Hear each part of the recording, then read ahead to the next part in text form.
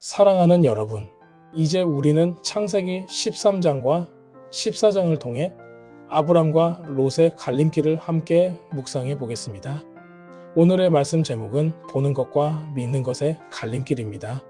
애굽에서의 실패를 통해 물질과 관계에 대한 교훈을 얻은 아브람은 이제 조카 롯과의 관계에서 또 다른 시험을 맞이합니다. 이 이야기는 신앙의 여정에서 우리가 마주하는 가장 근본적인 선택의 문제를 드러냅니다. 눈에 보는 것, 즉 세상적 풍요와 매력을 따르는 삶과 눈에 보이지 않는 하나님의 약속을 믿는 것을 따르는 삶 사이의 갈림길입니다. 이 선택이 어떻게 각자의 운명을 결정짓는지를 통해 우리는 진정한 풍요가 무엇인지 깨달을 수 있습니다. 이제 이 여정을 따라가 보겠습니다. 첫째, 애굽에서 얻은 물질적 풍요는 역설적으로 아브람과 롯의 관계의 시험대가 되었습니다. 형제자매 여러분, 애굽에서 얻은 물질적 풍요는 역설적으로 아브람과 롯의 관계의 시험대가 되었습니다. 두 사람의 결별 과정은 신앙의 여정에서 우리가 마주하는 가장 근본적인 선택의 문제를 보여줍니다. 그것은 바로 눈에 보는 것, 세상적 풍요를 따르는 삶과 눈에 보이지 않는 하나님의 약속을 믿는 것을 따르는 삶 사이의 선택입니다. 상상해 보십시오. 기근을 피해 애굽에서 돌아온 아브람과 롯은 이제 가축과 재물이 너무 많아 함께 살 수 없을 정도로 풍요로워졌습니다. 그러나 이 풍요는 갈등을 불러일으켰습니다. 그들은 서로의 목자들 사이에 다툼이 생겼고 결국 결별의 갈림길에 섰습니다. 이 사건을 통해 우리는 선택의 결과가 운명을 결정짓는다는 진리를 배웁니다. 세상의 눈으로 보는 것이 아니라 믿음의 눈으로 보는 것이 진정한 풍요를 가져옵니다. 하나님께서는 우리의 선택을 통해 우리를 가르치시고 더 큰 약속으로 인도하십니다. 둘째, 롯의 선택은 눈에 보이는 땅으로 향했습니다. 창세기 13장 10절에 롯은 눈을 들어 요단 온 지역을 바라본 즉 소돔까지 온 땅에 물이 넉넉하니 여호와의 동산 같고 애굽 땅과 같았더라고 기록합니다. 롯은 아브라함과 애굽에서 나왔기 때문에 애굽의 풍요로움을 잘 알고 있었습니다. 그의 선택 기준은 전적으로 육신의 눈이었습니다. 그는 세상의 지혜를 따라 가장 비옥하고 풍요로워 보이는 땅을 선택했습니다. 성경의 통찰처럼 그의 눈이 그의 마음이 사랑하는 것을 보았던 것입니다. 그는 그 땅의 영적인 상태나 하나님의 뜻에는 관심을 두지 않고 오직 세상적인 성공과 안락함만을 쫓았습니다. 형제자매 여러분, 롯의 선택은 우리에게 경고입니다. 그는 소돔과 고모라의 땅을 선택했지만 그곳은 죄악이 가득한 곳이었습니다. 눈에 보이는 풍요가 영적 위험을 감추고 있었죠. 우리의 삶에서도 마찬가지입니다. 좋은 직장, 매력적인 관계 또는 화려한 성공이 눈앞에 펼쳐질 때 우리는 하나님의 뜻을 먼저 묻지 않고 선택합니다. 그러나 그런 선택은 결국 영적 파국을 초래합니다. 롯처럼 눈에 보이는 것을 좇는 삶은 일시적인 만족을 주지만 영원한 후회를 남깁니다. 우리는 육신의 눈이 아닌 영의 눈으로 보아야 합니다.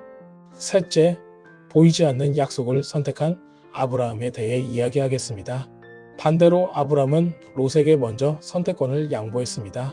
이는 애굽에서 자신의 안위를 위해 아내를 내주었던 이기적인 모습에서 완전히 벗어난 성숙한 믿음의 증거입니다. 그는 자신의 권리를 주장하는 대신 하나님께서 자신을 위해 가장 좋은 것을 선택해 주실 것을 신뢰했습니다. 그는 눈에 보이는 땅이 아니라 보이지 않는 하나님의 약속을 선택했습니다. 그가 세상적인 것을 양보했을 때 하나님께서는 나타나셔서 동서남북을 바라보게 하시며 눈에 보이는 모든 땅을 그와 그의 자손에게 영원히 주시겠다고 약속하셨습니다. 보십시오. 형제자매 여러분, 아브람의 선택은 믿음의 본보기입니다. 그는 롯이 가장 좋은 땅을 가져가도 개의치 않았습니다. 왜냐하면 그의 시선은 세상의 땅이 아니라 하나님의 약속에 있었기 때문입니다. 애굽에서의 실패가 그를 변화시켰습니다. 이제 그는 이기심을 버리고 하나님을 신뢰합니다. 우리도 마찬가지입니다. 관계에서 양보할 때 직장에서 손해를 볼 때 우리는 하나님의 더 큰 약속을 믿어야 합니다. 아브람처럼 세상을 양보할 때 하나님께서는 우리에게 하늘의 유산을 주십니다. 그의 약속은 보이지 않지만 영원합니다. 넷째, 선택의 결과는 구출과 거절을 낳는다. 롯과 아브람의 선택은 극명하게 다른 결과를 낳았습니다. 첫째, 롯의 구출입니다. 롯은 자신이 선택한 풍요로운 땅, 소돔 때문에 북방 왕들의 전쟁에 휘말려 모든 재산을 빼앗기고 포로로 잡혀갔습니다. 이때 건너온 자라는 뜻을 가진 히브리인 아브람이 훈련시킨 318명의 종들을 이끌고 목숨을 걸고 달려가 그를 구출해냈습니다.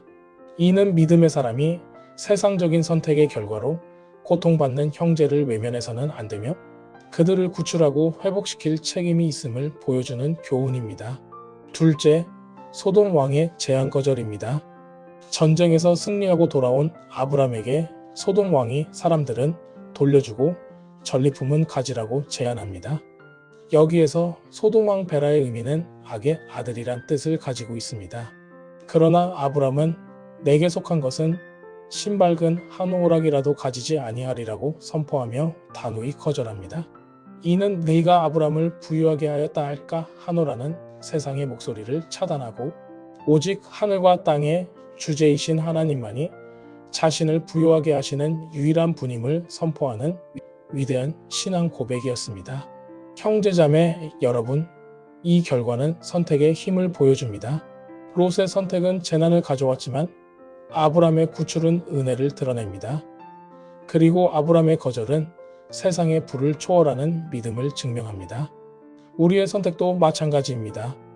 세상의 제안을 거절할 때 우리는 하나님의 부요를 경험합니다. 마지막 결론입니다. 사랑하는 성도 여러분, 아브람이 세상의 불을 단호히 거절했을 때 그는 비로소 하늘의 진정한 불을 받을 준비가 되었습니다. 그의 믿음의 결단은 그를 살렘 왕이자 지극히 높으신 하나님의 제사장인 멜기세덱을 만나는 영광으로 이끌었고 이는 곧 하나님의 불변하는 언약을 받는 다음 단계로 자연스럽게 이어집니다. 이 갈림길에서 우리는 배웁니다. 보는 것이 아니라 믿는 것이 승리합니다.